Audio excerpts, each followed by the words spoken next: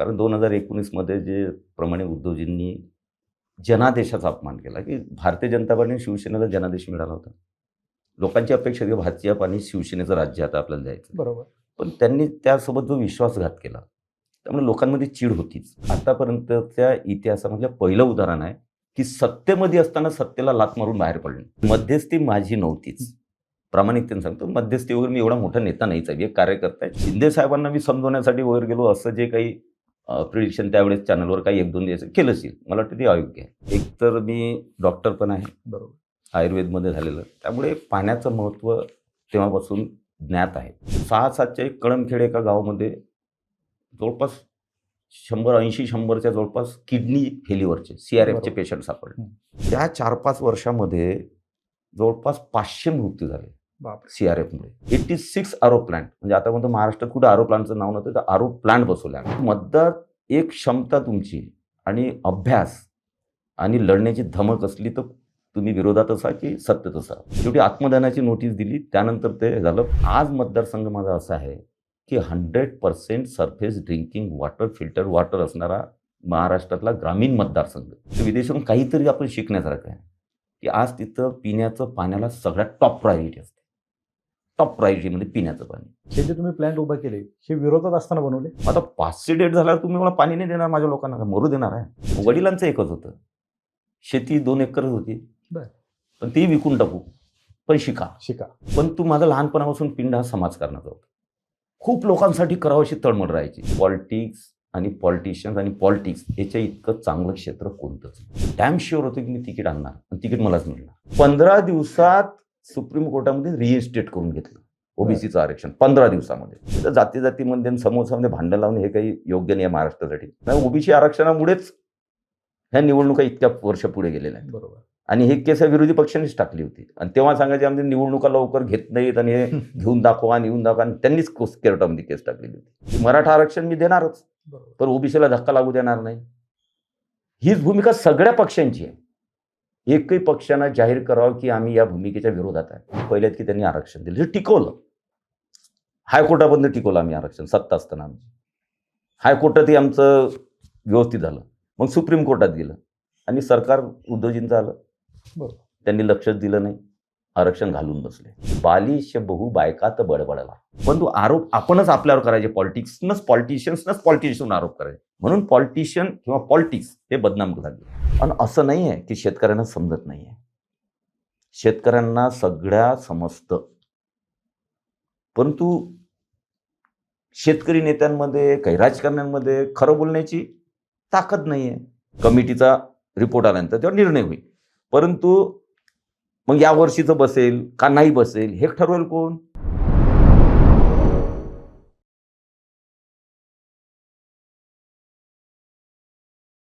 नमस्कार, मी किरण निंबोरे. वास्तव कट्ट्यावरती आपल्या सर्वांचं स्वागत. आपण सोशल मीडियावरती किंवा मेनस्ट्रीम मीडियामध्ये ज्यावेळेस लोकप्रतिनिधींना पाहत असतो, बरेच लोकप्रतिनिधी त्यांच्या भडक वक्तव्यांमुळे आपल्याला पाहायला मिळतात किंवा प्रसिद्धीस येताना आपण पाहत असतो. परंतु असे काही व्यक्तिमत्व आहेत, अजूनही आहेत, की जे त्यांच्या कामातून ओळखले जातात, त्यांच्या लोकप्रियतेतून ओळखले जातात, त्यांच्या मतदारसंघातील त्यांच्या कामगिरीवरून ओळखले जातात. असंच एक व्यक्तिमत्व जे आपल्या राज्याचे मुख्यमंत्री देवेंद्र फडणवीस साहेबांचे अतिशय निकटवर्ती समजले जातात. असे माजी मंत्री आमदार माननीय संजय श्रीराम कुटे सर आपल्यासोबत आहेत. साहेब, आपलं वास्तव कट्ट्यावरती खूप खूप नमस्कार किरणजी. खरं तर तुम्ही मागचे 4 टर्म मतदारसंघाचं प्रतिनिधित्व करताय. आमदार आहात आणि 5 टर्म तुम्ही प्रतिनिधित्व करताय. जवळपास 20 वर्ष या लोकांच्या सेवेमध्ये तुम्ही आहात. खरं तर तुमचा प्रवास जाणून घ्यायचा आहेच, परंतु तत्पूर्वी प्रवासाच्या आधी मला एक नेहमी मागच्या वर्षभरापासून एक खटकणारा प्रश्न, किंवा ज्या वेळेस फूट पडली, सत्ता बदल झालं आणि एकनाथ शिंदे साहेब हे उद्धव साहेबांसोबत सोडून त्यांनी स्वतंत्र होण्याचा विचार केला आणि ते गुजरातला गेले. गुजरातला गेल्याच्या नंतर अशी चर्चा सुरू होती की याच्या मागे BJPचा हात आहे. परंतु त्यावेळेस BJPचा कुठलाही नेता, इव्हन तो फडणवीस साहेब देखील अधिकृतपणे माहिती देत नव्हते की याच्या मागे आमचा हात आहे. परंतु अचानक तुम्ही गुजरातला गेले आणि एकनाथ शिंदे साहेबांना भेटले. तुम्ही पहिले होते की जे BJPकडून एकनाथ शिंदे साहेबांना भेटले. नक्की काय घटनाक्रम होता? घटनाक्रम हे बघा की त्यानंतर आता खूप वर्ष झालेत, माननीय देवेंद्रजी, माननीय एकनाथरावजी यांनी वेळोवेळी या विषयावर नंतर काय काय घडामोडी, काय चालू होते, सगळं विश्लेषण जनतेसमोर ठेवलेलं आहे. त्यामुळे आता माझा रोल तर काही, मी एक कार्यकर्ता आहे भारतीय जनता पार्टीचा. आणि त्या पिरियडमध्ये असं होतं की जेव्हा सत्ता असताना, ते सत्तेत सगळे मंत्री होते, बरोबर. शिंदेसाहेब असो, बाकी सगळे मंत्री, आमदार सत्तेमधले होते. त्यांनी ज्या गोष्टी त्यांना पटल्या नव्हत्या, कारण 2019मध्ये जे प्रमाणे उद्धवजींनी जनादेशाचा अपमान केला, की भारतीय जनता पार्टी शिवसेनेला जनादेश मिळाला होता. लोकांची अपेक्षा होती की भाजप आणि शिवसेनेचं राज्य आता आपल्याला द्यायचं. बरोबर. पण त्यांनी त्यासोबत जो विश्वासघात केला, त्यामुळे लोकांमध्ये चीड होतीच. लोकसुद्धा शिवसेनेच्या आमदारांनी मंत्र्यांना सांगायची की बरोबर झालं नाही. त्यामुळे ते त्यांच्यावर प्रेशर लोकांचं पण होतं. पुढे घटना काही अशा घडत गेल्या की उद्धवजींचं दुर्लक्ष झालं. त्यामुळे आमदारांमध्ये चीड होती. विचारांसोबत प्रताडणा केली याची पण त्यांना माहिती होतं की पुढे भविष्यामध्ये आपण ज्या विचारांनी बाळासाहेबांच्या, स्वर्गीय बाळासाहेब जे आहेत हिंदू हृदय सम्राट, त्यांच्या विचारावर चालणारे आपण लोक, बरोबर. आता आपण कुठं बांधलं गेलो? ते बाळासाहेबांना अभिप्रेत नाही आणि लोकांनी अभिप्रेत नाही. म्हणून त्यांनी विचारपूर्वक तो निर्णय केला. आतापर्यंतच्या इतिहासामधलं पहिलं उदाहरण आहे की सत्तेमध्ये असताना सत्तेला लाथ मारून बाहेर पडणे. हे बरोबर. पहिलं उदाहरण आहे. इतिहासातली आता पहिली. याच्यामध्ये तर खूप मोठी रिस्क होती. बरोबर. जर समजा पूर्ण आमदार गेले नसते, ते संख्या जर झाली नसती, बरोबर. तर ते तर त्यांचं म्हणजे एकदम हेच होतं त्यांचं. बरोबर. परंतु त्यांनी ती रिस्क घेतली आणि रिस्क घेतल्यानंतर त्यांनी भारतीय जनता पार्टीसोबत किंवा देवेंद्रजीसोबत चर्चा केली की बाबा आम्ही तर आता रिस्क घेतली, आम्हाला हे जमून म्हणजे पटत नाही आहे. त्यामुळे जर तुम्ही आपण एकत्र आलो किंवा सपोर्ट करत असाल, मदत करत असाल आपल्याला, तर आम्ही आता नाहीतरी आम्ही सोडलं, नाहीतरी सोडलं. बरोबर. आणि अशा परिस्थितीमध्ये मग देवेंद्र वरिष्ठ नेत्यांनी काही निर्णय घेतले असतील त्या पिरियडमध्ये, ते सगळे आता जगजाहीर झालेले सुद्धा आहे. बरोबर. आणि त्यामुळे आम्ही त्यांना मदतीचं हात दिला की ठीक आहे, आपण तुमच्यावरती परिस्थिती येऊ नये म्हणून आम्ही सोबत राहू तुमच्या.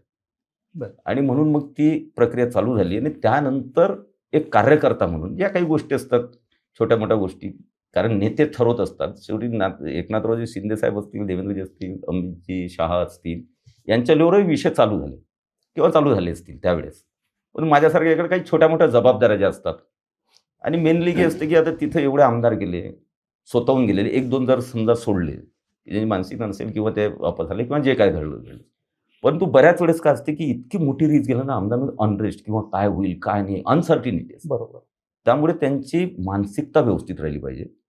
कारण एक शिंदे साहेबांनी एकट्याने सांगून ते काही खरं काय खोटं काय होऊन राहिलं काही समजत नाही आहे. आणि म्हणून एक दोन जर देवेंद्रजी सोबतचे जर तिथं असले, तर त्या माध्यमातून त्यांना एक ॲश्युरिटी राहतं, त्यांची मानसिकता व्यवस्थित ठेवल्या जाते. आणि म्हणून तेवढंच एक माझ्याकडे जबाबदारी होती. जबाबदारी म्हटल्यापेक्षा कार्यकर्ता म्हणून मला तिथं पाठवलं होतं, ती माझी प्रामाणिकपणे मी केली आणि वापस आलो. बरोबर. तोच माझा रोग तोच होता की प्रत्येक वेळेस मध्यस्थी करण्यासाठी वेगवेगळे नेते असतात. तुमच्यावरती एवढी मोठी जबाबदारी दिली, खूप मोठी जबाबदारी होती. मध्यस्थी माझी नव्हतीच. प्रामाणिकतेने सांगतो, मध्यस्थी वगैरे मी एवढा मोठा नेता नाहीच आहे. एक कार्यकर्ता आहे, छोटा कार्यकर्ता आहे पार्टीचा. मध्यस्थी त्यांच्या लेवलवर त्यांचं जे संभाषण झालं ते.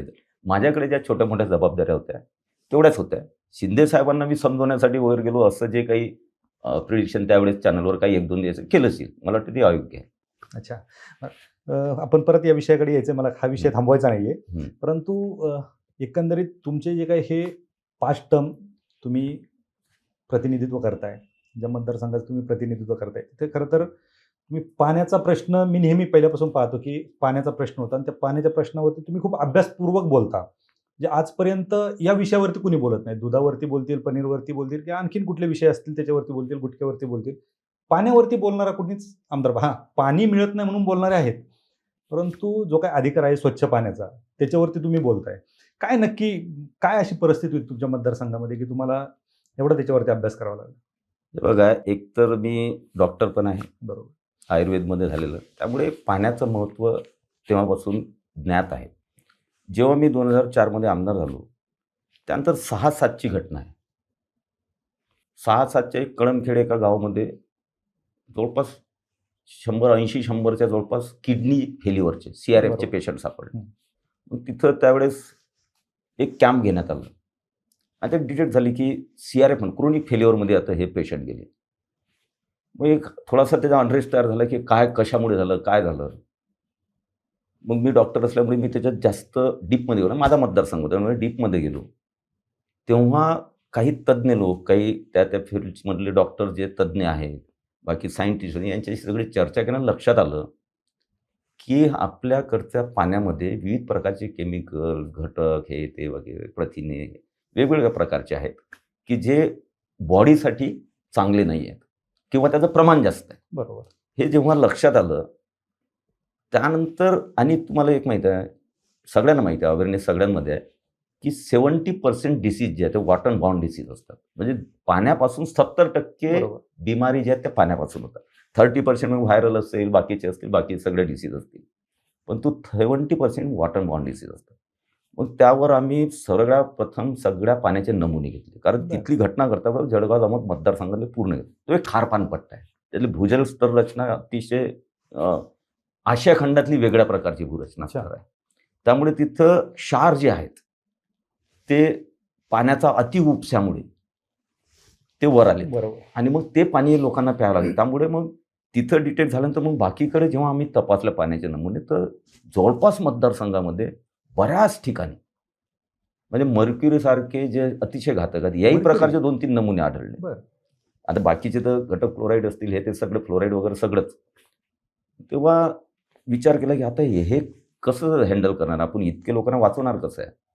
त्यावेळेस मग आम्ही पुन्हा ते नमुने तपासून केरळमधून आणले, त्याचे रिपोर्ट घेतले आणि मग डॉक्टरांची टीम लावली, आरोग्य खात्याची, शासनाचीच. बरं. आणि प्रत्येक गावामध्ये हे त्याचे कॅम्प लावून त्यांना CRF आहे का किंवा किडनी संबंधित काही विषय त्याची तपासणी केली. ते लक्षात आलं की शेकडो हजारो आहेत. बरं.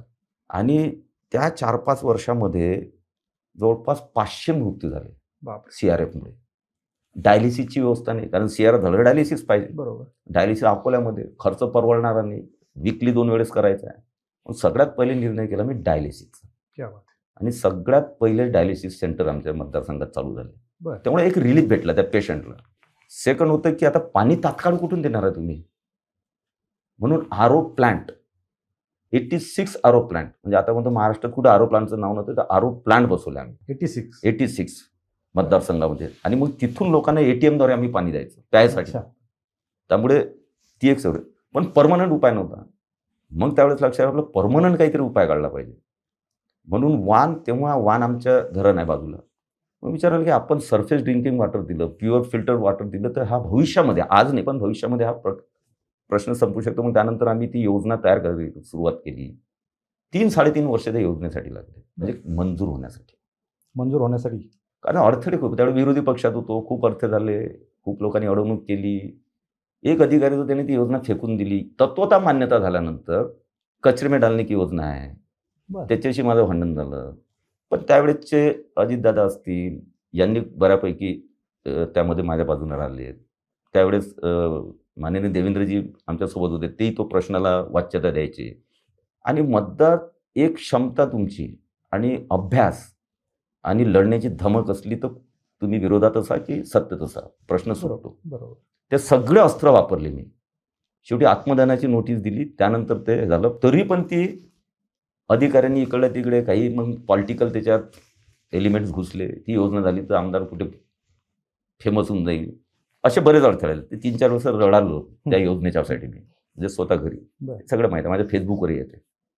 परंतु त्यानंतर मग खूप याच्या गेल्यानंतर ती योजना मूर्त स्वरूप आलं आणि ती योजना त्यानंतर आमची चालू झाली. आज रोजी समाधान, आनंद या गोष्टीचा आहे की मतदारसंघामध्ये पाण्यामुळे किडनीचा डिसीज किंवा पोटाचे विकार आहेत असा पेशंट आमच्याकडे नाही आहे. कारण अतिशय महाराष्ट्रातलं फिल्टर्ड वॉटर प्लांट, की तिथं सगळं स्काडा सिस्टीम आहे, सगळी लॅबॉरेटरी आहे, अशी योजना 140 गावची आमची निर्मिती झाली. आज ती चांगली चालू आहे. आणि मग शेगावसाठी आम्ही तिथूनच पाणी घेतलं. त्यानंतर अजून काही गाव राहिले तर त्यामुळे अजून 2 धरणांवरून आम्ही योजना घेतल्या.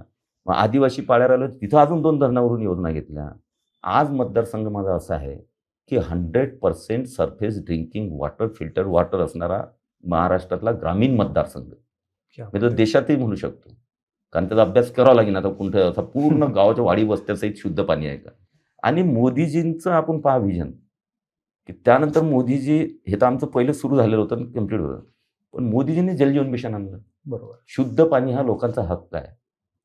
त्यासाठी त्यांनी जलजीवन मिशन आणलं आणि आज रोजी मोदीजींच्या नेतृत्वात आणि महाराष्ट्रात देवेंद्र नेतृत्वामध्ये आज बऱ्याचशा ग्रामीण भागामध्ये आज शुद्ध जल पेयच्या योजना मोठ्या प्रमाणात कनेक्शन, नळ योजना, नळ कनेक्शन या सगळ्यांना आज मोठ्या प्रमाणात शुद्ध पाणी मिळतात. तरी पण अजूनही पिण्याच्या पाण्यामध्ये आपल्याला पुढे जाण्याची किंवा विचार करण्याची आवश्यकता आहेच. बरोबर. कारण फ्लोराईडचं प्रमाण किती असावं याच्यावर मतांतरे असतात. विदेशामध्ये मी बघितलेलं आहे की फ्लोराईडचं प्रमाण किती, त्याची डिबेट होते त्या शहरामध्ये.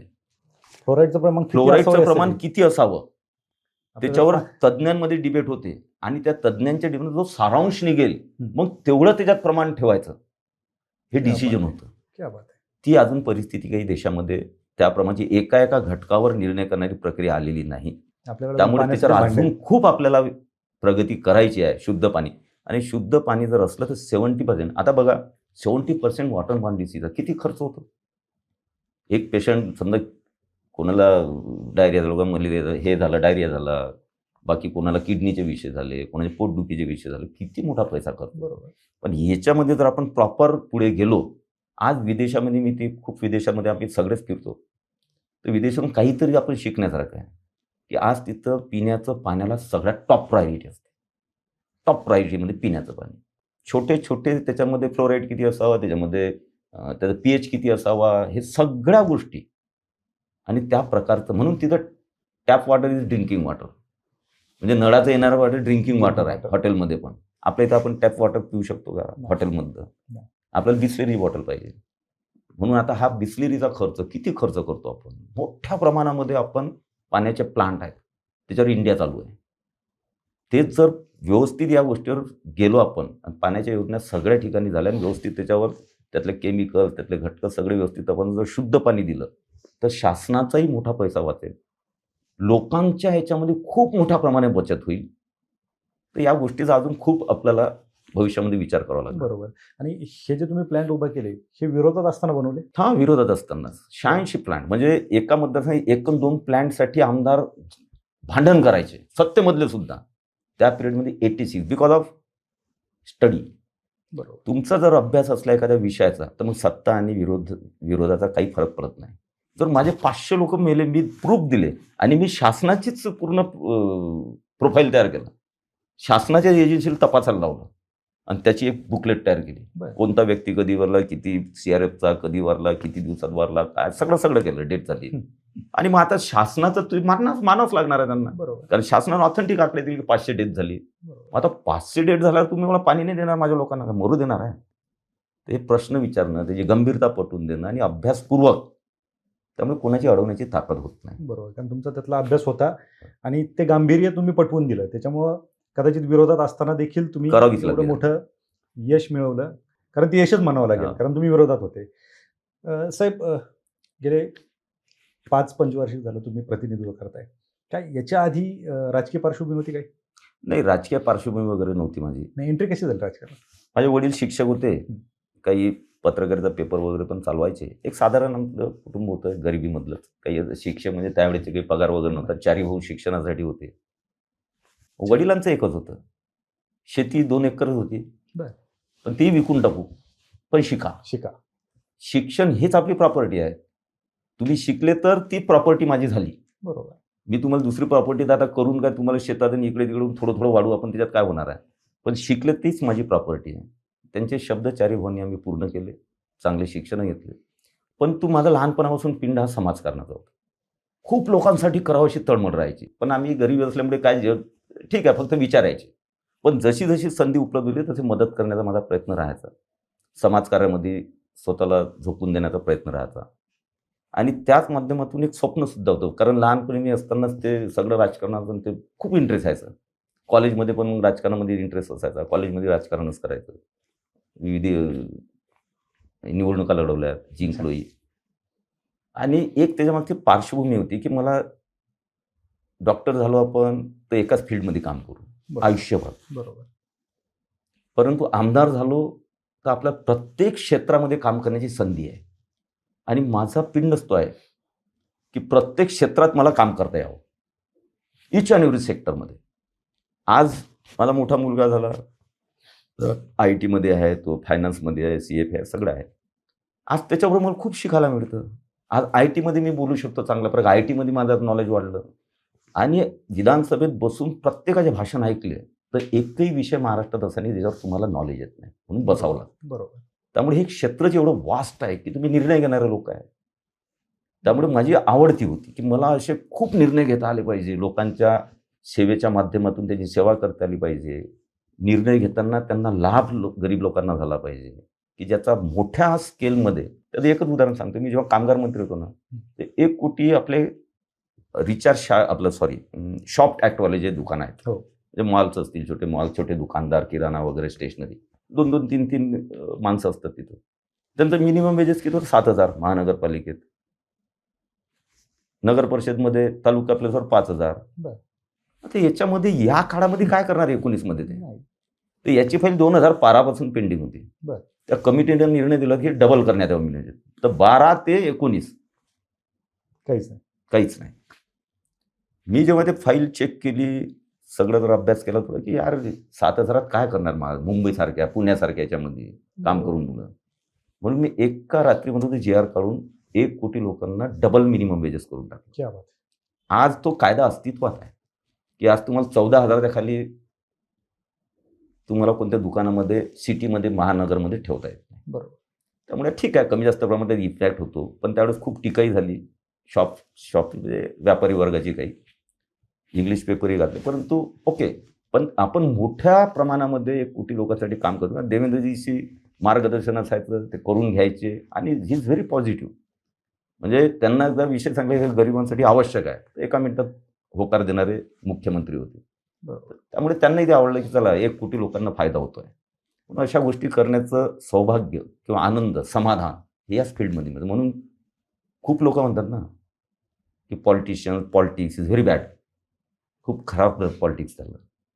पण मी या कॅटेगरीतला कार्यकर्ता किंवा व्यक्ती आहे की पॉलिटिक्स आणि पॉलिटिशियन्स आणि पॉलिटिक्स याच्या इतकं चांगलं क्षेत्र कोणतंच नाही. बरोबर. अर्थात काम तसं केलं तर ते कामावर अवलंबून आहे. बरोबर. पण याच्यासारखं चांगलं क्षेत्र माझ्या दृष्टिकोनातून कोणतंच नाही. बरोबर. पण तुम्ही त्याचा कसा वापर करता, कसं त्याच्यात काम करता त्याच्यावर अवलंबून आहे. नक्कीच. निर्णय प्रक्रियेत तुम्ही होताच. तुमच्या मतदारसंघातले निर्णय तुम्हाला इतका मोठ्या प्रमाणात घ्यावे लागतात.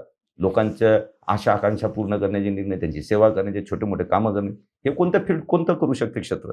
कुठलं क्षेत्र नाही. म्हणून या क्षेत्राला जेवढं बदनाम करायचं तेवढं बदनाम केलं गेलं. पण तो सगळंच काही बदनामीकारक आहे असं नाही. विविध क्षेत्र आहेत आपल्या याच्यामध्ये. ज्युडिशियरी असेल, कार्यपालिका असेल, हे असेल, सगळे असतील. कॉर्पोरेट सेक्टर आहे. खूप ठिकाणी घाण आहे. बरोबर. पण soft target politicians. Politics is a soft target. त्याच्यामुळे हे बघावं लागतं. बरोबर. नक्कीच. तुमची 2004ला ज्यावेळेस तुम्ही पहिल्यांदा आमदार झाले त्यावेळेस सुरुवात कशी म्हणजे तिकीट कसं मिळालं होतं? नाही, मी मुंबईला होतो. बरं. रामकृष्ण मिशन हॉस्पिटलला RMO म्हणून काम करायचं. आणि तशी इच्छा तर होतीच की आपल्या या फील्डमध्ये किंवा असं जायचंच. आणि योगायोगानं 4ही भाऊ तिथं येऊन गेले. मोठा भाऊ तिथं सर्व्हिसला होता, लहान भाऊ तिथं कॉलेजला होता, मी तिथंच सर्व्हिसला, छोटा एक सगळ्यात छोटा तर तो लॉला तिथं झाला. आई वडील दोघंच एकटे होते. मग त्यांना आम्ही बऱ्याच मोठा भाऊ वगैरे की माझी इच्छा होती की आपल्याला तिकडे करायचं. पण मी काही सांगत नव्हतं. म्हटलं आपण थोडा वेळ आहे, थोडं स्थावर झाली की मग जाऊ. तर त्यांना असं की त्यांना दोघांनी ते दोघं आम्ही घर सोडलं नाही, कारण त्यांचा तो पिंडन होता त्यांना जे. मग शेवटी एक दिवशी आम्ही बसलो चौघजण, काय करायला पाहिजे आता त्यांच्याकडून. म्हटलं मी जातो. मग तिथून मी एक्झिट घेतली, जळगावला गेलो. तिथं दवाखाना टाकला आणि मग आपलं समाजकार्य आणि बाकीचं सुरू. मग त्यावेळी निवडणूक लागली. त्या निवडणूक सक्रिय सहभाग घेतला भाजपकडून. ती निवडणूक झाली. मग मी आता म्हटलं आता 5 वर्ष आता 5 वर्षानंतर काय करायचं ते बघूया. मग 1-1.5 वर्ष काही 2 वर्ष असेल. मग त्यानंतर हळूहळू आपलं कार्यकर्ता म्हणून काम केलं. पण पार्टीने खूप लवकर संधी दिली. तालुकाध्यक्ष झालो डायरेक्ट. आणि त्यानंतर 6 महिने निवडणुकीला राहिले होते. बरं. डॅम शुअर होतो की मी तिकीट आणणार आणि तिकीट मलाच मिळणार. एवढा कॉन्फिडन्स? ओव्हर कॉन्फिडन्स होता, विश्वास होता आणि माझी मनामधली इच्छा होती की हे करायचंच आपल्याला लोकांच्यासाठी. त्यामुळे देवानी साथ दिली, पक्षाने साथ दिली, तिकीट मिळालं. आणि तिकीट मिळाल्यानंतर मिसेस पहिल्यापासून पॉलिटिक्सचा थोडं दूरच होती, त्यामुळे तिला नाराजी होती. पण तिला एकच सांगितलं होतं की फक्त एवढी एक टर्न मला लढू दे. ते म्हणजे तिकीट कशाने मिळणार? 100% तिकीट भेटते म्हणून. मला निवडून आलो तर ठीक, कॅल्क्युलेटेड रिस्क घेऊ, एवढेच पैसे खर्च करू, निवडून आलो ओके, नाही निवडून आलो तर पुन्हा दवाखाना चालू करू. सुरू करा. आपल्याकडे आहेच. आणि प्रॉपर्टीचा बिझनेस, प्रॉपर्टी बी भरपूर करून ठेवलेली होती. त्यामुळे म्हटलं आपल्याला काय जीवनात एक तर रिस्क घेऊ दे. तिनं होकार दिला आणि योगायोगानं सगळ्यांच्या जनतेच्या आशीर्वादानं पहिली टर्म माझी सक्सेसफुली झाली. खरं तर 2004 हे तुमच्या मतदारसंघासाठी सुदैवाचं वर्ष म्हणावं लागेल. कदाचित त्यावेळेस जर चुकीचा उमेदवार निवडला असता तर आज कदाचित आजही तीच परिस्थिती पाण्याची. अर्थात आपण असं म्हणू शकत नाही तीच असती, परंतु असण्याचे चान्सेस जास्त दुसरे असतात काही हे नाही, पण प्रत्येक जण आपापल्या क्षमतेनुसार आपापल्या याच्यानुसार करत असतो. बरोबर. तुम्ही तुमच्या मतदारसंघामध्ये आम्ही नेहमी पाहत असतो की एक तर तुम्ही डॉक्टर पेशाने, आम्ही कुठेही पहा चित्र जरी असेल एखादं कुठे डॉक्टरांचं ते सुटाफुटामध्ये असतं. सुटाफुटातला एक डॉक्टर आमदार आम्ही पाहतो कुठं चिखलातून चालताना, पाण्यातून चालताना, सायकलवरती प्रवास कसं जमते? नाही, एक पहिलेपासून मला ती आवड आहे, कारण गरिबीतून आम्ही वर आलेला आहे. त्यामुळे माणसानं किती वर गेलं तरी आपली मूड जे आहे ते विसरायचं नसते. बरोबर. तेव्हा तो जमिनीवर राहते. त्यामुळे जी सवय आहे ती मी तशीच ठेवली. म्हणजे त्याच्यामध्ये काही आता आमदार झालो म्हणून काही 2 शिंग फुटले ना, आता बिलकुल असं नाही, असं राहायचं. सायकल वाटली सायकल झालं, टू व्हीलर पायी फिरायचं, कुठेही बसायचं, कुठे राहायचं. आणि शेवटी आपण जनतेतले आहे, आपणही असेच होतो. आणि जेव्हा मी लहानपणी पाहायचो किंवा राजकारणी लोकांना पाहायचो की अपॉइंटमेंट घ्यावी लागते, मग ते बिलकुल काच हे करणार नाही, कोण आवाज दिला तर थांबणार नाही वगैरे जे होतं ते आम्हाला राग यायचा ना. तर तो आपल्यावर राग नको जनतेला. म्हणून आपण जे आहे ती भूमिका ज्या प्रकारे आपलं आयुष्य गेलं आणि आपण पाहिलं त्याचप्रमाणे आपण राहिलो पाहिजे. आणि तसंच मी अजूनही राहतो. नक्कीच. असा विचार करणारे खूप कमी लोक राजकारणामध्ये आहेत. तुम्ही म्हणताय की राजकारण तेवढं वाईट नाहीये. नाही, पण काय होतं की एखाद्या वेळेस आता मी या पोझिशनमध्ये पोहोचलो की आता थोडंसं काही ठिकाणी बाइंडिंग येतात, काही ठिकाणी कामाचा व्याप असतो, एखाद्या वेळेस हात दिला तर थांबता येत नाही, अर्जन्सी असते मीटिंगची. बरोबर. हा थोडासा आता फरक पडला. ते लोकांनी आता गरजेचं आहे. पास्टमध्ये ॲक्सेप्ट केलं की मग आपला माणूस जसा आहे तसाच आहे, पण थोडा व्यापामुळे थोडं कमी जास्त होते तर लोक ॲक्सेप्ट करतात. बरोबर. तुम्ही ओबीसीचं ज्यावेळेस आरक्षण कॅन्सल झालं त्यावेळेस तुम्ही आंदोलनं केले आणि ओबीसीसाठी तुम्ही चांगला लढा उभा केला होता. तसं जर पाहिलं तर तुम्ही असे एकमेव नेते आहात लढणाऱ्यांमध्ये की मराठा प्लस ओबीसी. काय वाटतं आता मागचे 4-5 वर्ष झालं की मराठा आरक्षणासाठी लढा सुरू आहे. आरक्षण मिळतंय, रद्द होतंय, मिळतंय, रद्द होतंय. मग त्याच्यामध्ये ACBC मिळालं, नंतर EWS मिळालं. कोणी म्हणतंय ओबीसीमध्ये, जरांगे पाटील म्हणतात ओबीसीमध्येच घेतलं पाहिजेत. मराठा समाजामध्ये 2-3 मतं आहेत. काहींना वाटतं ओबीसीमध्ये पाहिजेत, काहींना वाटतं EWS आहे ते ठीक आहे, काहींना वाटतं ACBCमध्ये असलं. खरं सांगू का, मी तुमचं मत काय? सामाजिक याच्यावर थोडा कमी व्यक्त होतो. कारण माझा पिंड हा जात मानणारा मी कार्यकर्ता व्यक्ती नाही, कारण वडिलांनी आईवडिलांनी कधी आम्हाला जात शिकवली नाही. बरं. त्यामुळे जातीच्या विरहित सगळे आपले आहेत. मला कॉलेजपर्यंत माहीत नव्हतं की माझ्या जात कोणती आहे. एका मित्राने विचारलं की कुणबी मग कोणते काय, म्हटलं हे कुणबी ते काही असतं. मग वडिलांनी विचारलं का आपण काय आहे. म्हणजे इथपर्यंत आमची होती, आम्हाला जात कधी आमच्या आईवडिलांनी शिकवली नाही. आणि त्यामुळे तो प्रवास तसाच चालत राहिला. आज जरी म्हटलं की ओबीसीचं कमिटीचा अध्यक्ष होतो, विधिमंडळ कमिटीचा, ओबीसीचा मंत्री राहिलेला आहे. त्याच पिरियडमध्ये मराठा उपसमितीचा मी मेंबरही होतो मंत्री असताना. त्यामुळे दोन्ही ठिकाणी काम करायची संधी मिळाली. तर दोन्ही ठिकाणी प्रामाणिकतेनं त्या जी संधी आपल्याला प्राप्त झाली, जी जबाबदारी, तिथं प्रामाणिकतेनं दोघांना न्याय देण्याचं काम केलं पाहिजे. तुम्ही एका समूहासाठी, एका जातीसाठी लिमिटेड कधीच असता कामा नये. तुम्ही सगळ्यांचा सर्वसमावेश विचार करण्याचा या प्रवृत्तीचा मी व्यक्ती आहे. त्यामुळे मी SCचंही त्याच लगानं काम करतो, आदिवासींचंही मी त्याचप्रमाणे करतो. कारण जात आपल्या डोक्यातच नाही, तर मग आपण सगळ्यांसाठी सारख्या भावनेनं, पण त्यांचा जो हक्क आहे तो त्यांचा अबाधित राहिला पाहिजे, ही भूमिका आपली असलीच पाहिजे, तो कोणत्याही जातीचा असो. बरोबर. पण ओबीसीसाठी जेव्हा आरक्षण गेलं उद्धव साहेबांच्या काळामध्ये, हॅट्स टू देवेंद्रजी आणि शिंदे साहेब की सत्ता पलटी झाली. 15 दिवसां पहिली मीटिंग मी आलो गोव्यावरून डॉक्युमेंट घेऊन, कारण ती गडबड चालू होती तेव्हा. बरोबर. डॉक्युमेंट घेऊन आलो तर मी देवेंद्रजी कुठे आहेत, तर ते मंत्रालयामध्ये त्यांची मीटिंग आहे म्हणत थोड्या वेळानं. मी तिथं घेऊन गेलो डॉक्युमेंट, हे असे असतील काही आमचे डॉक्युमेंट. तर ते म्हणजे तिथं येतो. तिथं गेलो, पहिली मीटिंग त्यांनी घेतली ओबीसीची. मुख्यमंत्री आपले व्हायच्या पहिल होता बरोबर. म्हणजे उपमुख्यमंत्री होता, पहिली मीटिंग ओबीसीची. आणि त्या मीटिंगमध्ये मलाही बसवलं त्यांनी आणि 15 दिवसात सुप्रीम कोर्टामध्ये रिइन्स्टेट करून घेतलं ओबीसीचं आरक्षण 15 दिवसामध्ये. क्या बात. कारण ती तळमळ लागते.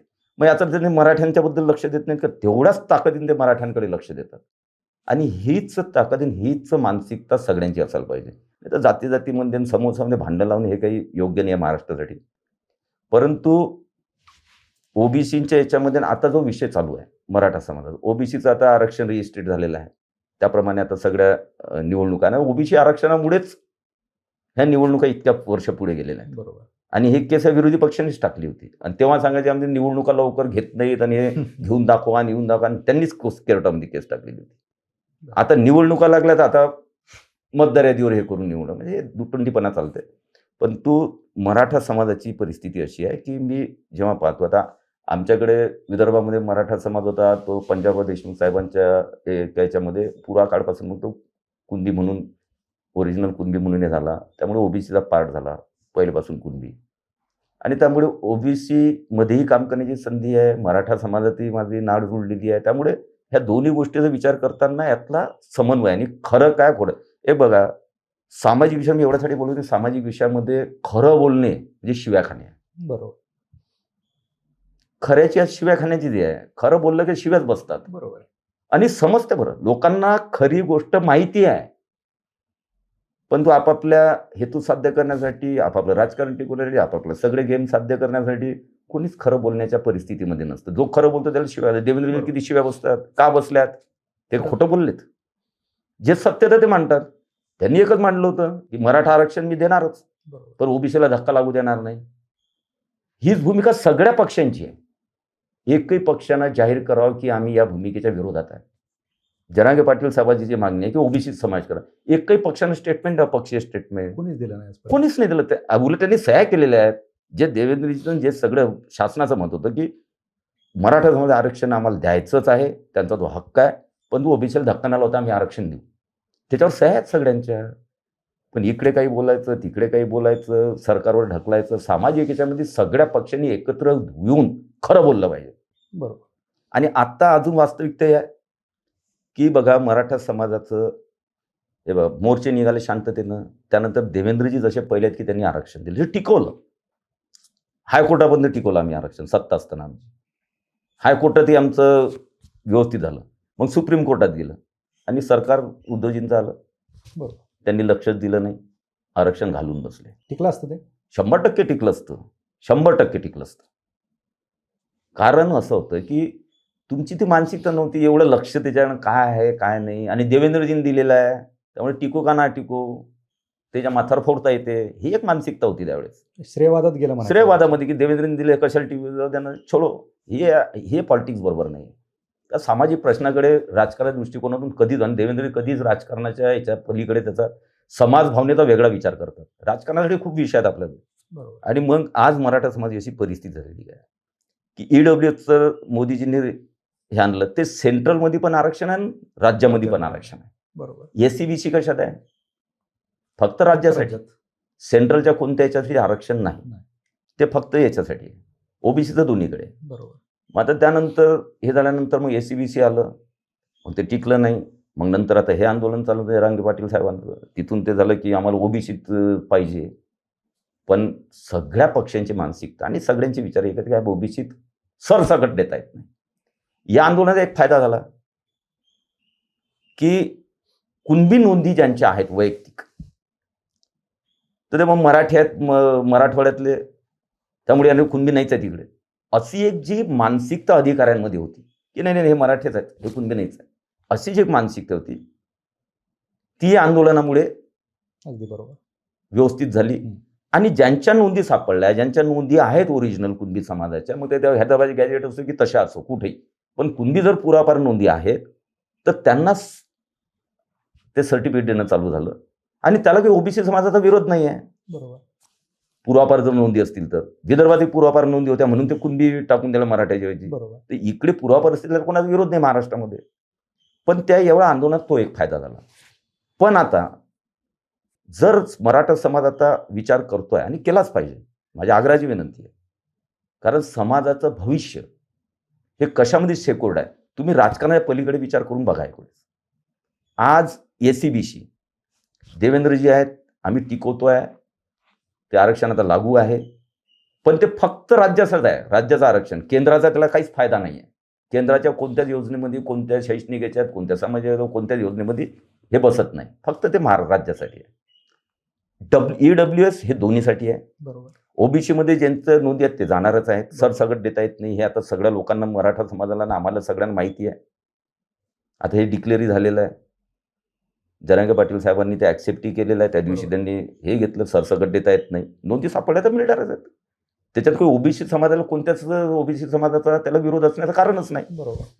आणि आज अशी परिस्थिती, EWS त्याच्यामुळे बंद झालं, एसीबीसी केल्यामुळे मराठा समाजाचं. बरोबर. आपण जर आकडेवारी काढली मागची, ज्या वेळेस 3 वर्ष मराठा समाजाला EWS आरक्षण लागू होतं, जेव्हा एसीबीसी रिजेक्ट झाल्यानंतर, त्या 3 वर्षामध्ये 8 to 8.5 10% आरक्षणमध्ये महाराष्ट्रातलं, म्हणजे केंद्राचं आणि महाराष्ट्राचं दोन्ही मिळून, दोन्ही आरक्षण त्याचे फायदे 10% जे आरक्षण, त्यातले 8 ते 8.5% मराठा समाजाला आरक्षण मिळालेलं आहे. बरोबर. त्या पिरियडमध्ये हक्काचं आरक्षण 8.5. आता हे एसीबीसी 10च आहे. बरोबर. पण तिकडे ते 8.5 आरक्षण मिळालेलं आहे. फक्त मराठा. आता याचा शाश्वती आम्हाला आहे, पण एखाद्या वेळेस अघटित होऊ शकतं. ते तर शेकोर्ड आहे.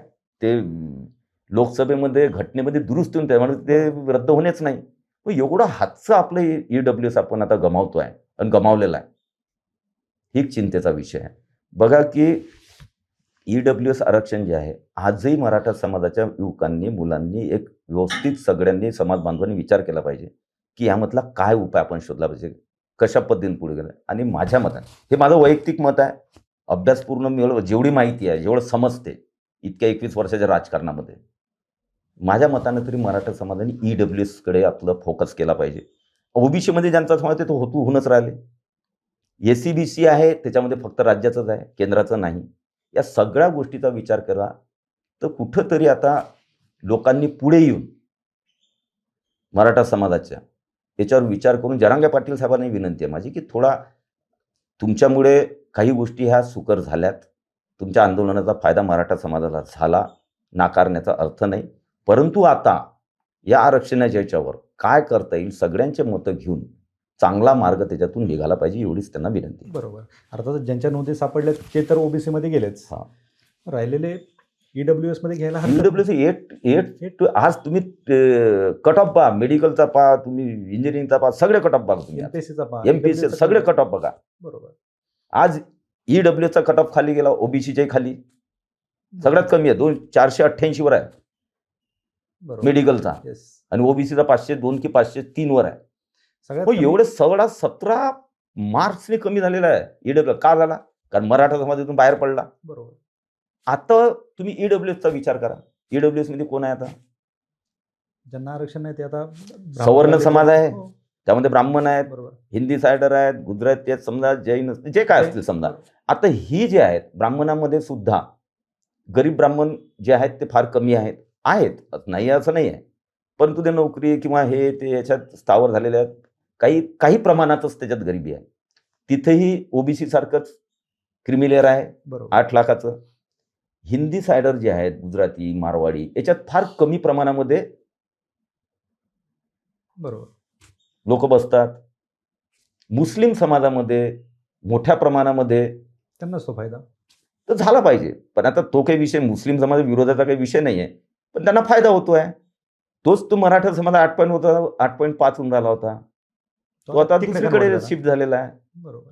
आता त्याच्यात काय तुम्ही घुसून मुसलमानांना अन्याय करायचा विषय नाही, पण हा मराठा समाज आणि मुस्लिम सगळ्यांनी विचार करण्यासारखा विषय आहे. हक्काचं सोडून तुम्ही काय करतोय आपण? अगदी बरोबर.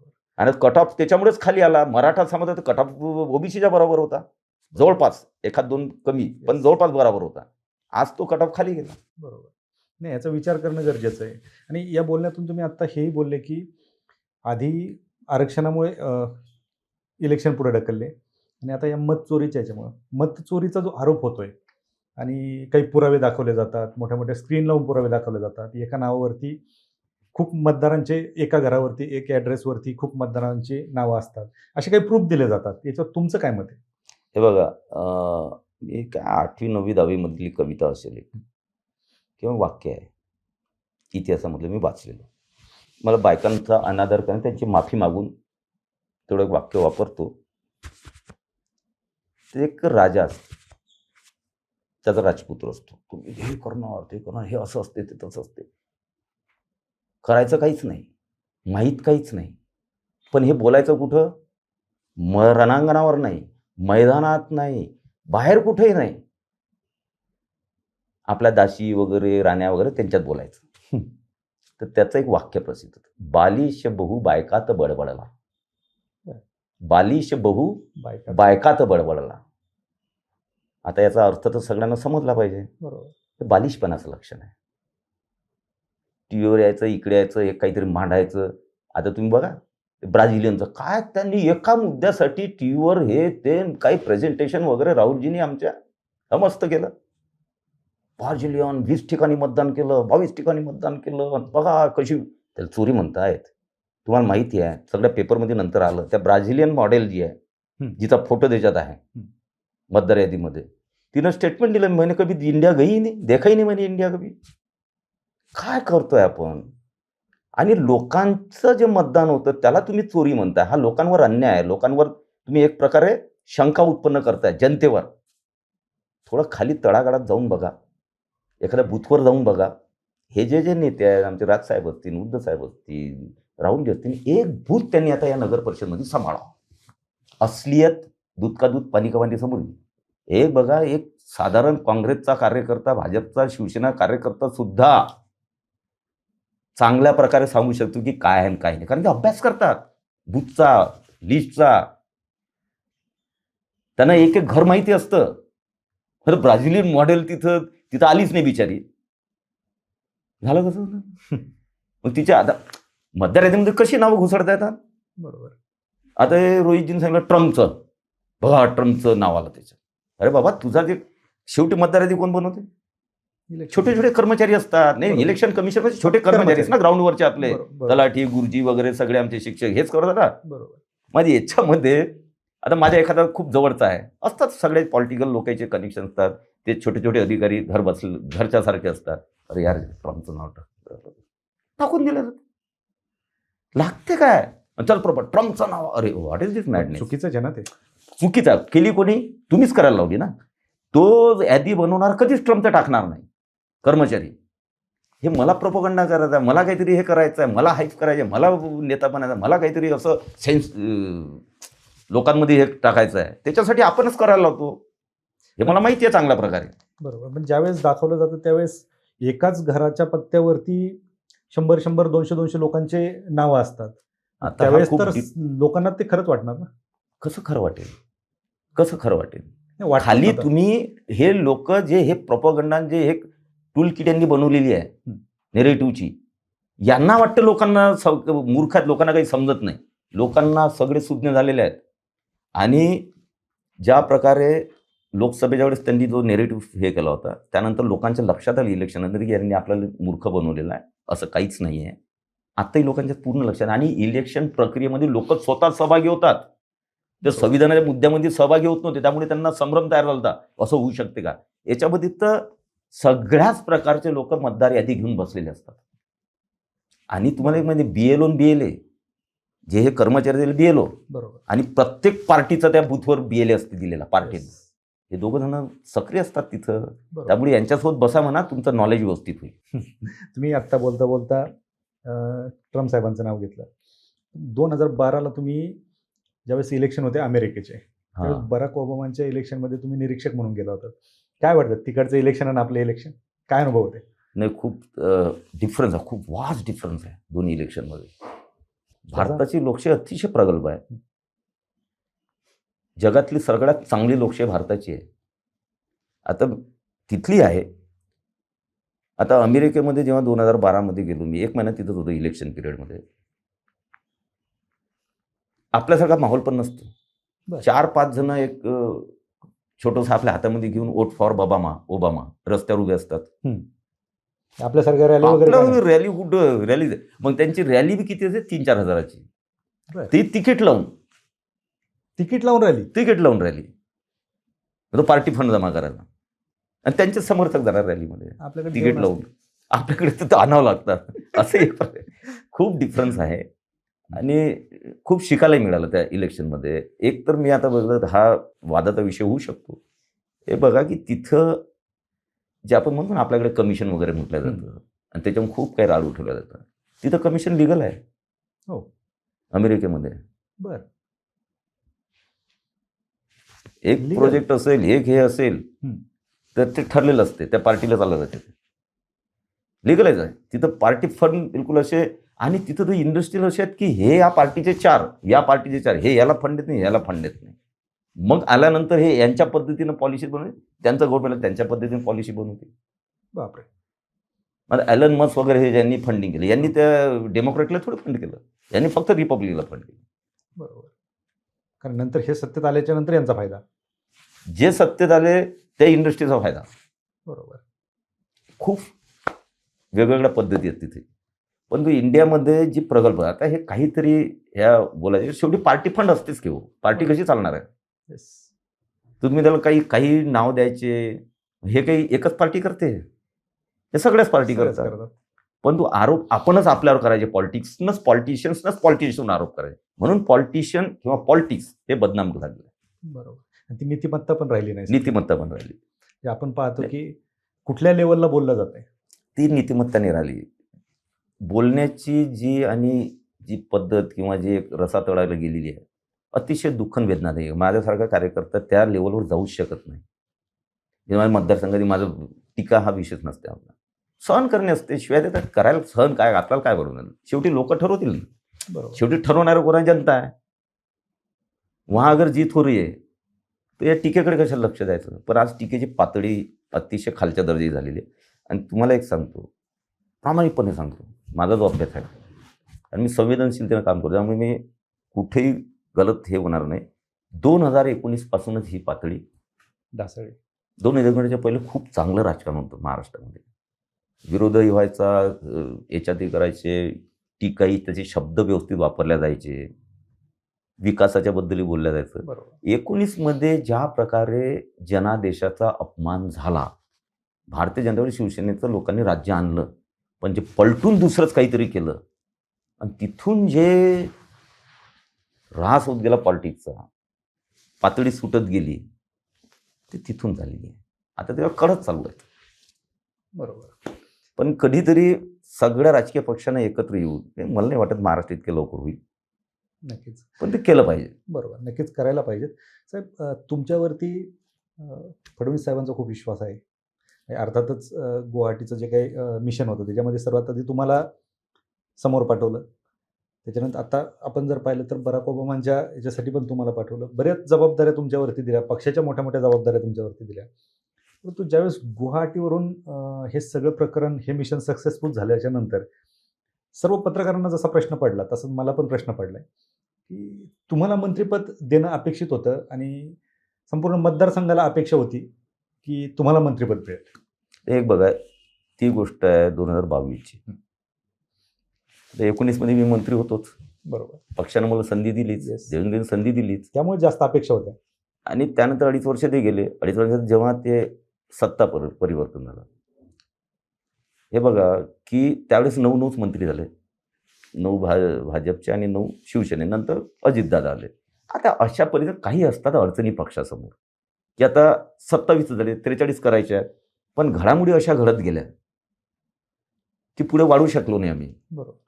त्यामुळे ठीक आहे ना की जेव्हा पार्टीचा विचार आपण फर्स्ट करतो त्यामुळे वैयक्तिक जास्त आपला विचार करायचा नसतो. पार्टी योग्य वेळी योग्य डिसिजन घेते. त्या कालांतरामध्ये त्या काळामध्ये जी अपडाऊन इतकं खराब झालेलं होतं वातावरण त्या पिरियडमध्ये जे अपेक्षित पार्टीला होतं जे फिट बसलं तेवढं त्यांनी केलं.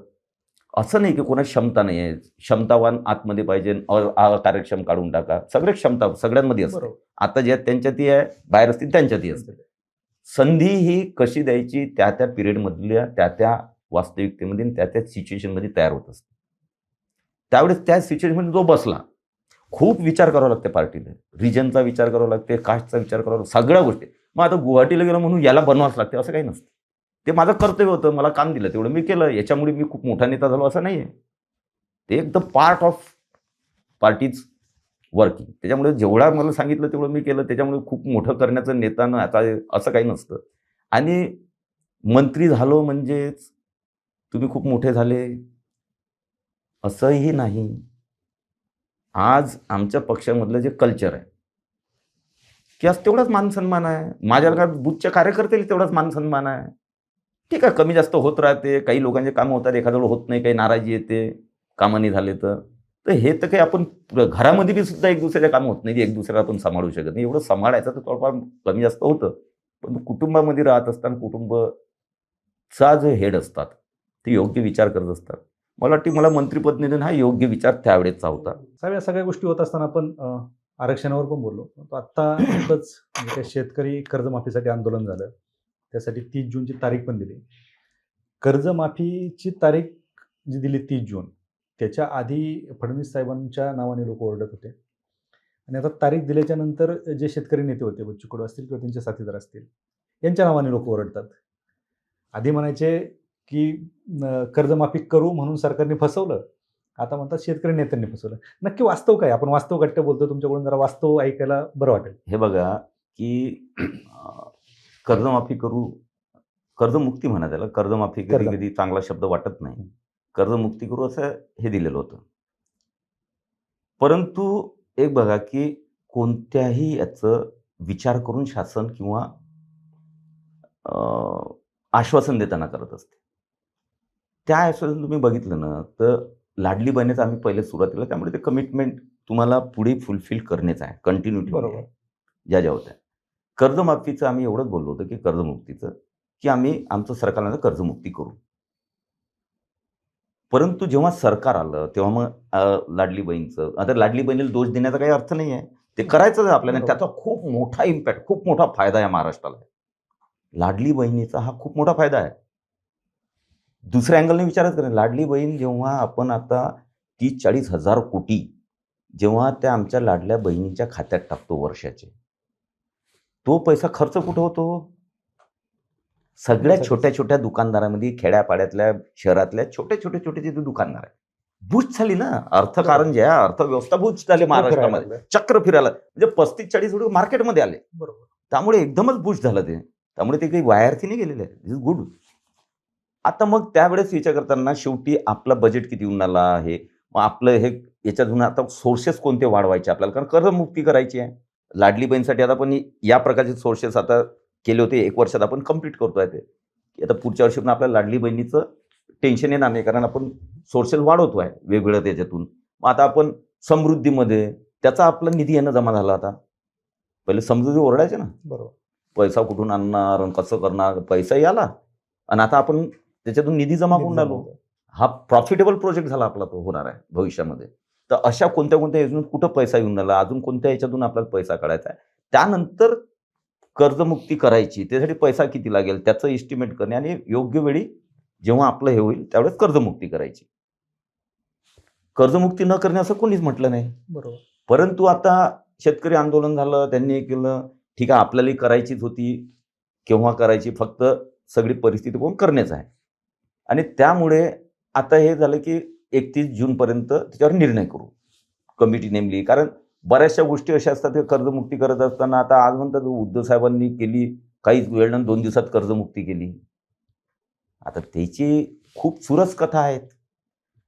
आता विधानसभेत बोलू, पण आता त्या चुरस कथा जेव्हा विधानसभेत मांडू ना आम्ही की उद्धव साहेबांची कर्जमाफी काय होती, कर्जमुक्ती काय होती, तर सरसकडे काय कोरा सातबारा झाला का? पण ठीक आहे, कर्जमुक्तीमुळे शेतकरी खूप चांगल्या परिस्थितीत असं मानणारातला मी कार्यकर्ता नाही. परंतु आता परिस्थिती काय आली ती डोळ्यासमोर, जर यावर्षी करायची म्हटली, पण अचानक अतिवृष्टी या पुऱ्या 6-7 महिन्यात एवढी झाली की खूप महाराष्ट्रामध्ये शेतकऱ्यांना बर्डन तयार झालं. शेतकऱ्यांवर अतिशय मोठं नुकसान झालं. पहिली प्रायोरिटी शासनासमोर काय आली, हेच 31,000 कोटी तिकडे देऊन टाकले असते कर्जमुक्तीला, तेवढेच पैसे लागतात. बरोबर. पण ही आपदा वेळेवर आली. मग आता कर्जमुक्ती करायची का हे करायची, दोन्ही तर एकत्र तर इतकं तर बर्डन घेऊ शकत नव्हतं महाराष्ट्र शासन. बरोबर. हे जर आलं नसतं अतिवृष्टी, यावेळेसचा सीझन जर चांगला गेला असता, तर मग कर्जमुक्तीवर ध्यान गेलं असतं शासनाचं, की कर्जमुक्ती करून टाकू आता. आणि कर्जमुक्ती आणि आज रोजी काय होतं, की या शेतकऱ्यांचं जे नुकसान झालं त्यांना आर्थिक मदत नगदी स्वरूपात त्यांच्या हातात देणे आवश्यक आहे, बरोबर. आवश्यक होतं. कारण तो पूर्ण आता काही हे राहिलं नाही, समोर पिकांचा किंवा शाश्वती नाही राहिली, सगळं नुकसान तर हे झालं. वर्ष कसं काढायचं. बरोबर. त्यामुळे त्यांना आर्थिक मदत डायरेक्टली मिळणे आवश्यक होतं. कर्जमुक्ती जर केली असती आणि करायची म्हटली, हा पैसा जातो कुठं? बँकांमध्ये. आज रोजी त्यांना काही ना काही आर्थिक पाठबळ देऊन हे एक 6, 7, 8 महिने त्याला थोडंफार घर चाललं पाहिजे, थोडंफार काही करता आलं पाहिजे. रब्बीचं काहीतरी पीक कार्य करतं. कारण रब्बीचा सीझन पुढे होता किंवा आहे आता. त्यामुळे त्याच्यात काही पैसे लावता आले पाहिजे. त्याला नगदी बँकेत टाकून दिले असते, तर रब्बीच्या सीझनला त्यांनी काय केलं असतं? कुठून पैसा आणला तर खरं पिकच नाहीत. बरोबर. तर ह्या सगळ्या गोष्टीचा आपण शासन विचार करत असते आणि ज्या वेळेस जी आवश्यकता ती पूर्ण करावी लागते.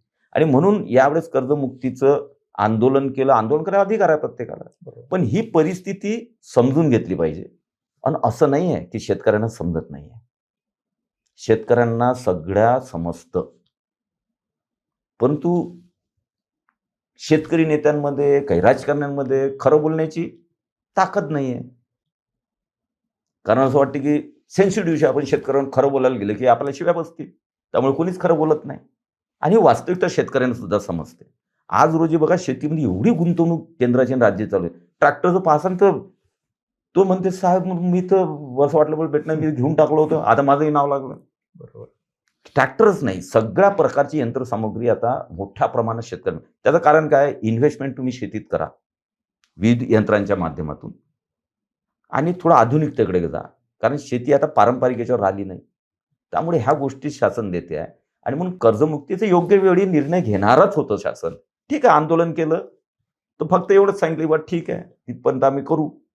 आता त्याच्यामध्ये काही लोकांना म्हणणं की आम्ही कर्जमध्ये 31 जूनपर्यंत गेले तेव्हा निर्णय होईल कर्जमुक्ती संबंधित.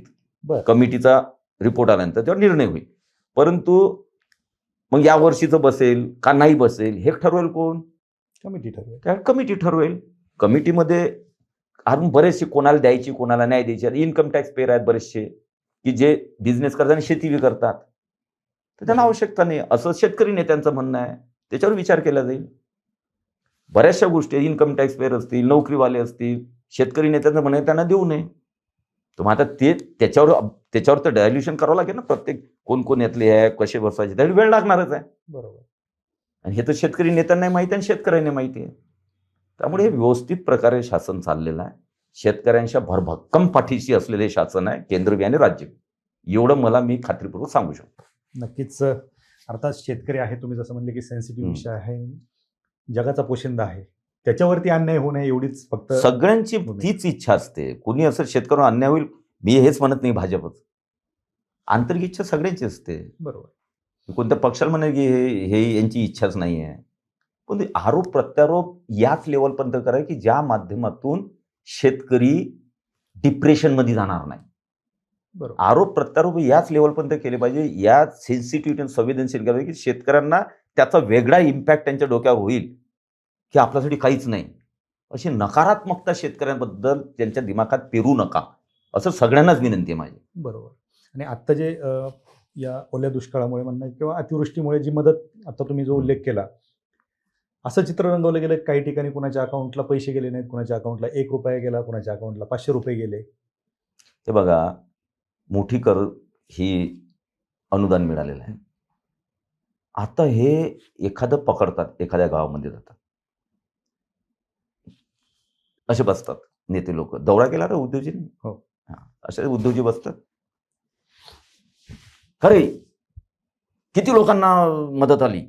आता समोर कार्यकर्ते बसलेले आहेत तुमचे, त्यांना भेटलेलं आहे. हात कसा वर्त करतील नेत्यांना म्हटल्यानंतर? कारण मग एवढं भेटलं म्हटलं तर गेलं, मग दौराच कॅन्सल झालं. म्हणजे दौऱ्याचं फलश्रुती काय दाखवायची? हे बघा, ह्या अशा टॅक्टिक्स करू नका. शेतकऱ्यांना सगळं माहिती असतं, समजतं. शेतकऱ्यांची मुलं आता हुशार आहेत. पण ह्या आता ते शब्द चांगलं मला खराब वापरता येत नाही, चांगले शब्द, अशा टॅक्टिक्स करू नये राजकारणामध्ये. मला एक सांगा, त्या दिवशी दानवे पाटील त्यांचे ते अंबादाजी त्यांचंही नेते आलं की शेतकरी आणा पकडून, शेतकरी पाहिजे इथं, आले नाहीत. आले कोण? मग शेवटी कार्यकर्तेलाच बसवलं आणि झाला शेतकरी मेळावा. पण याचा अर्थ हा नाही की ते शेतकरी नाही आहेत. ग्रामीण भागामध्ये कोणत्याही पक्षाचा कार्य 90-95% शेतकरी असतातच. बरोबर. आता ते शेतकरी बी म्हणा त्यांना, कार्यकर्त्यांना किंवा कार्यकर्ते म्हणा. आता उद्धवजीनं म्हटल्यानंतर की कोणाकोणाला भेटलं इथं, ताकद आहे कोणाची? माहीत आहे भेटलेलं आहे, पण हात कसा वरती करील? कारण ते त्यांना त्याचं एक नेरेटिव्ह सेट करायचा असतो. एक्झॅक्टली. असे कसं राजकारण करतो आपण? नाही तर जे बसलेले कार्यकर्ते आहेत ना त्या फोटोमध्ये किंवा त्या व्हिडिओमध्ये, जरा म्हणा सगळेचे आता ते व्हिडिओ फोटो एखाद्या एजन्सीनं करा, त्या व्हिडिओमध्ये जे लोक दिसतात की नाही त्यांचे आयडेंटिफाय करा आणि खाते चेक करा, मग उद्धवजीला दाखवा काय चाललंय. नक्कीच साहेब, खरं तर बऱ्याच गोष्टी बोलण्यासारख्या आहेत, परंतु आजचा हा पॉडकास्ट आहे याचा एक शेवटचा प्रश्न. आपला जो काही प्रेक्षक वर्ग हा बऱ्यापैकी स्पर्धा परीक्षेची तयारी करणारा बेरोजगार वर्ग, खूप प्रश्न आहेत त्यांचे. तुम्ही पाहिलं असेल की आंदोलन होतात, मोर्चे होतात. आम्ही 2014 पासून त्यांच्यासाठी काम करतोय. बरेच प्रश्न आहेत आणि ते प्रश्न फडणवीस साहेबांपर्यंत गेले तर ते सुटतात. फक्त ते जाणं गरजेचं आहे. मग त्यासाठी मार्ग वेगवेगळे असतात. कधी तुमच्यासारख्या लोकप्रतिनिधींच्या माध्यमातून आम्ही जात असतो, कधी मोर्चे आंदोलनं करावं लागतात. या विद्यार्थ्यांचे जे प्रश्न आहेत, भरपूर प्रश्न आहेत, आम्ही वेळोवेळी तुम्हाला सांगू. ते प्रश्न सोडवण्यासाठी तुम्ही मदत करणार का? 100% बघा, मलाही 2 मुलं आहेत आणि भविष्य आहे भारताचं. 2047 साली मोदीजींच्या स्वप्नातलं भारत की विकसित भारत बनवायचा आहे. देवेंद्रजी त्याचप्रमाणे प्रयत्न करत आहेत. विकसित जर भारत बनवायचा आहे तुम्हाला, तर हीच तरुण पिढी जी आहे आज, हेच बनवू शकतात. कारण हे त्यावेळेस असणार आहेत. बरोबर. आज रोजी यांनी विकसित भारताच्या दिशेनं वाटचाल केली तर विकसित भारत बनेल. अगदी बरोबर. त्यामुळे यांचे प्रश्न हे अतिशय आग्रहपूर्वक सोडवले पाहिजेत. आणि मला देवेंद्रजी आणि मोदी मी पाहतोय, हे बघा देशामध्ये आज तुम्ही प्रत्येक डिपार्टमेंट, रेल्वे डिपार्टमेंट पासून सगळेच काढा, जेवढ्या भरती प्रक्रिया चालू आहेत, बँकिंग असो, रेल्वे डिपार्टमेंट असो, सगळे केंद्राचे, तुम्ही जरा ॲडव्हर्टाईज जर आपण बघितलं, हजारो लाखोपर्यंत अशा भरती चालू आहे आणि मुलं देत आहेत एक्झाम.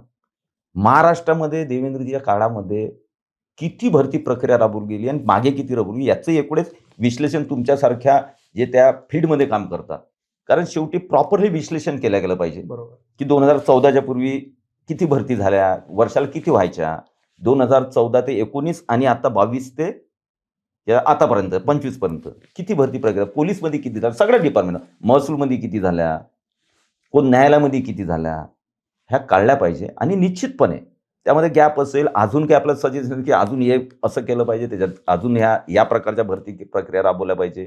कारण शेवटी मुलाचा स्पर्धा परीक्षेचा मीच पाहतो ना की पुण्यामध्ये आमच्या भागातले भरपूर मुलं स्पर्धा परीक्षेसाठी इथं असतात. UPSC दिल्लीमध्ये जातात, काही मुलं ऑनलाईन आमच्या भागामध्ये करतात. आम्ही आता 3-3 अभ्यासिका तयार केल्या जळगाव शेगावमध्ये. तिथेही मुलं अभ्यासिकेमध्ये बसून त्यांना आपण सगळ्या सुविधा दिलेल्या आहेत, बुक्स दिलेल्या आहेत, कॉम्प्युटर्स आहेत, तिथेही बसून स्पर्धा. आणि मला आनंद आहे, हे कोणी सांगणार नाही. एक गोष्ट तुम्ही अजून एक वेळेस तुम्ही आता चेक करून जळगाव शेगावला जा, त्या अभ्यासिकेमध्ये अभ्यास करणारे मुलं आज विविध क्षेत्रामध्ये मंत्रालयापर्यंत आमचे मुलं लागले या 3-4 वर्षामध्ये. त्या अभ्यासिकेचा उपयोग करून तिथलं हे करून सगळं मंत्रालयापर्यंत मुलं, विविध CRPF, वेगवेगळ्या क्लार्क, या सगळ्याच्यामध्ये लागले. आम्ही त्यांचे सत्कार घेत असतो, त्या अभ्यासामधून शिकलेले. असं नाही आहे की गव्हर्नमेंट काही करत नाही आहे, पण अजून करायला पाहिजे का, तर येस. पण एक लक्षात ठेवायचं तरुण युवा पिढीला, कारण माझे 2 मुलं आता युवाच आहेत. एक मुलगा माझा कंपनीचे काम करतोय, एक मुलगा माझा नोकरीवर आहे लॉरियलमध्ये. आता बघा मुलांचा, मी म्हणून युवा पिढीला माझ्या मतदारसंघातल्या माहिती आहे, मी महाराष्ट्राबद्दलचं मी एवढा मोठा नेता नाही की महाराष्ट्रातल्या मुलांबद्दल किंवा मी हे बोलू शकतो, पण माझ्या मतदारसंघातली जी युवा पिढी आहे, मी माझे 2 मुलं ज्याप्रमाणे त्यांच्याकडे पाहतो, त्याचप्रमाणे मी ते माझे मुलं आहेत याच भावनेतून माझा त्यांच्यासोबत असतो. तुम्ही कोणाला 2 मतदारसंघात विचारा, एकही मुलगा माझ्या मागे पुढे फिरत नाही, येऊच देत नाही. काम असेल तर ये, नाही तर पहिले तुझं घर, शिक्षण, तुझा संसार, तुझी आर्थिक सुबत्ता ही बघ, आणि त्यातून वेळ भेटला तर माझ्यासोबत राजकारणात ये, काम कर. कारण माझ्या 2 मुलांना मी जर वाहेत किंवा असंच बाजूला ठेवू शकत नाही, माझ्या मागे फिरा आणि काही करा आणि असं करा, तर मी बाकीच्या मुलांना कसं बिघडू? बरोबर. म्हणून माझ्या मतदारसंघातल्या एकदा मुलांशी चर्चा करा. कधीच मुलं माझ्याकडे येणार नाहीत. काम असलं तर अर्ध्या रात्री. बिनकामाचे येणार नाही. पहिले तुमचं आयुष्य सुधारा. प्रत्येकानं राजकारणातच आलं पाहिजे असं काही आहे? तुमचं आयुष्य नाही. असे मुलं मी इतके पाहिलेल्या राजकारणी लोकांसोबत, की वर्षानुवर्ष त्यांच्या मागे फिरत, फिरत शेवटी काय? तर डिप्रेशन येते, दारूच्या नादी लागतात, मुलगी भेटत नाही, नोकऱ्या भेटत नाही, सगळं बरबाद होऊन जातात. तर याच्यावरही माझा फोकस असतो, की मुलगा कुठेही बिघडता कामा नये. आणि दुसरं गोष्ट, की फक्त MPSCचा हा फोकस जर आपण पाहिला किंवा स्पर्धा परीक्षा, या व्यतिरिक्त आज जगाशी कॉम्पिटिशन जर करायची असेल, अपॉर्च्युनिटी सरकारी नोकरीपेक्षा अपॉर्च्युनिटी आता बाकीच्या क्षेत्रामध्ये रोजगाराच्या संधी उपलब्ध आहेत. एक्झॅक्टली. खूप मोठ्या प्रमाणात. बरोबर. तुम्ही इन्फ्रास्ट्रक्चर बघावं, इतकं मोठं इन्फ्रास्ट्रक्चर भारतात चालू आहे. किती रोजगार होतात त्याच्यावर? तुम्हाला एक जर रस्ता हे करायचा मोठा महामार्ग, कितीतरी आता सिव्हिल इंजिनियर आमचे पोरं विविध जे मोठमोठे प्रोजेक्ट चालू आहेत, रस्त्याचे कामं, हायब्रिड ॲन्युटी असेल, नॅशनल हायवे असेल, PWचे मोठे कामं असतील, त्यामध्ये आमचे सिव्हिलचे जे पोरं होतात, ते त्या ठेकेदारासोबत मोठमोठ्या कॉन्ट्रॅक्टरसोबत कितीतरी लागून जातात, तिथं काम करतात. बरोबर. हेच जर प्रत्येक फील्डमध्ये पाहिलं तर रोजगाराच्या अपरंपार अशा संधी आता उपलब्ध आहेत. युवकांनी फक्त एकच नाही, आता स्पर्धा परीक्षेमध्ये नाही झालं तर मग काय आम्हाला भविष्यच नाही. त्याचबरोबर आपण आज तुम्हाला एक बघा, माझा तर पुरा आत्मविश्वास आहे आणि आजच्या पिढीमध्ये पण आहे. लाथ मारून पाणी काढायची त्यांची ताकद आहे. बरोबर. तुम्ही पुण्यामध्ये येऊन 30,000 मध्ये नोकरी करता. जळगाव जामोदमध्ये म्हणून 30,000 रुपये कमवणे खूप मोठी गोष्ट नाही. तेवढी फक्त कोणतंही काम करण्याची लाज वाटू नये माणसाला. एक्झॅक्टली. पुण्यामध्ये येऊन आपण करतो काय? आता काय सांगा त्याच्यात जर पाहिलं तर, आणि काय तो पुण्यात नोकरीला आहे. अरे तेच काम तू जळगावात कर. लाज वाटायचं काम करा. जेव्हा काम करताना, रोजगार उत्पन्न करताना ज्या मुलाला लाज वाटणार नाही, त्याला कोणीही थांबवू शकत नाही. अगदी बरोबर. हे माझं स्पष्ट मत आहे. नक्कीच. खरं तर तुमचे हे जे विचार आहेत आणि खरं तर आजचा हा पॉडकास्ट घेत असताना तुमच्यासोबत केलेले डिस्कशन ह्याच्यातून कळलं की तुम्ही आज 5 टर्म आमदार का आहात. नक्कीच. खरं तर खूप लोक वेगवेगळ्या गोष्टींमुळे चर्चेत असतात. तुम्ही तुमच्या कामामुळे चर्चेत आहात. तुम्ही सोशल मीडियावरती जास्त व्यक्त होत नाही, परंतु तुम्ही आज आम्हाला खूप वेळ दिला. खरं तर तुमच्या मतदारसंघाविषयी जास्त आपण बोललो नाहीत. खरंच कारण कारण सोशल मीडियावरती तुमची कामं दिसत असतात. परंतु ह्या गोष्टी जाणून घेणं देखील तेवढंच महत्त्वाचं होतं. तुम्ही वास्तव कट्ट्यावरती आलात आणि आमच्यासोबत मनसोक्त गप्पा मारल्या, त्याबद्दल आपलं खूप खूप आभार. थँक्यू किरणजी, थँक्यू. आणि सगळ्या तुमच्या प्रेक्षकांना सुद्धा. आणि पोस्टकास्टची ही दुनिया आहे. फक्त शेवटी एवढंच सांगणार आहे, मी मीडियामध्ये, इलेक्ट्रॉनिक मीडियामध्ये बऱ्याच वेळेस 2014च्या वेळी डिबेट सगळ्या केलेल्या आहेत. परंतु या 14 पासून मी नंतर थोडा याच्यात बघतोय आतापर्यंत, निगेटिव्हिटी जास्त बातम्यांमधून खूप जास्त होते. आणि म्हणून कुठंतरी एक वेगळं प्लॅटफॉर्म पॉडकास्ट होता, आता जे प्लॅटफॉर्म उपलब्ध झालेला आहे, निश्चितपणे त्याच्यामधून एक पॉझिटिव्हिटी सुद्धा. हे बघा, लोकांना आता पॉझिटिव्हनेस पाहिजे. जेवढी सकारात्मकता समाजात तयार करता येईल, समाज आणि देश सुद्धा पुढे जाईल. पण तुम्ही काहीच होऊन नाही राहिलं, सगळं नकारात्मक आहे, सगळं निगेटिव्ह आहे, तर डिप्रेशन लोकांमध्ये येतं. आज तुम्ही पाहिलं, मानसिक आजार जो आहे हा 1 नंबरवर आहे आता कॅन्सरच्या बरोबरीने. बरोबर. कॅन्सरपेक्षा जास्त आहे. कॅन्सर हे शारीरिक आजार आहे. आज मानसिक आजार नंबर 1वर आहे देशामध्ये. तुम्ही बरोबर. सायकॅट्रिस्टचे पहा, तुम्ही हॉस्पिटल आणि खूप जोरात दवाखाने चालू आहे. सगळ्यात जोरात. कारण प्रत्येक माणसाला, आणि काही अयोग्य नाही आहे सायकॅट्रिस्टकडे जाणं. आता मुलांनी ते सुद्धा शिकावं. मी आता पाहतो, माझे कितीतरी मुलं मी सायकॅट्री पाठवतो, त्यांची ट्रीटमेंट करून आणि चांगलं जीवन जगतायत. पण जेव्हा तुम्हाला स्वतःला सांभाळता येत नाही, तेव्हा सायकॉलॉजिस्ट असेल, सायकॅट्रिस्ट असेल, त्यांची मदत घेतलीच पाहिजे. नाही तर मरताना सुद्धा मी पाहिलेले आहेत. बरोबर. आणि म्हणून हाही एक संदेश मी युवा पिढीला देतो, की काही नाही, लाज काही नाही आहे सायकॅट्रिस्टकडे जाणे, सायकॉलॉजिस्टकडे जाणं. काय प्रॉब्लेम आहे?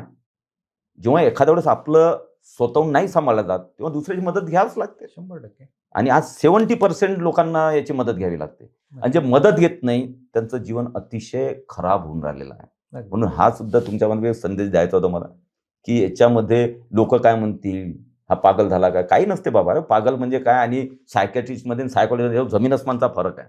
आणि आजकाल टेक्नॉलॉजी म्हटल्यापेक्षा मेडिसिन त्या क्षेत्रामध्ये, सायकॉलॉजीच्या याच्यात सायकेट्रिस्ट या मानसिक याच्यामध्ये मानसिक शास्त्रामध्ये आज खूप प्रगती झालेली आहे. काहीच नाही, गोळ्या घेणंही काही प्रॉब्लेम नाही किंवा एखाद्या वेळ बसून आपलं सायकोलॉजीशी बसून काय करायचं आहे थेरपी घेणंही काही प्रॉब्लेम नाही आहे. आणि आज 70% फक्त सांगायची लाज वाटते लोकांना बरोबर. की लोक काय म्हणतील. मला वाटते याच्यातूनही युवा पिढीला हाही संदेश आहे की जेव्हा नाही सांभाळलं जात मग डिप्रेशनमध्ये आत्महत्येकडे जातात, याच्यातून घडतात. त्या करू नका. तुम्हाला जेव्हा सांभाळलं जात नाही तेव्हा तुम्ही निश्चितपणे सायकॉलॉजी गेलंच पाहिजे. नक्कीच. शेवटी तुम्ही डॉक्टर आहात आणि कदाचित ज्यांना कोणाला गरज असेल त्या लोकांना तुमचं म्हणणं तरी पटेल आणि अर्थात हा संदेश खूप मोलाचा संदेश आहे. कारण यूथ पिढी जी आहे ही डिप्रेशनकडे वळताना आपण पाहतोय. खूप खूप धन्यवाद साहेब. थँक्यू किरणजी, थँक्यू.